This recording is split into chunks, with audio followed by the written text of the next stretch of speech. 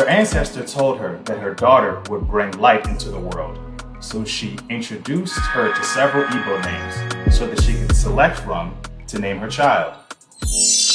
Her ancestor told her that her daughter must have an Igbo Nigerian name so that her name will continue to guide her throughout her life.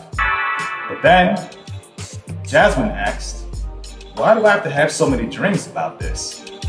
Her ancestor replied, "Because years ago, I was the one who guided you to take an African ancestry DNA test so that you can find out that you are an Igbo Nigerian.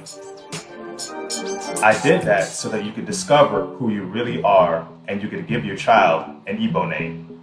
So then, Jasmine said, "Okay, could you tell me some more Igbo names having to do with having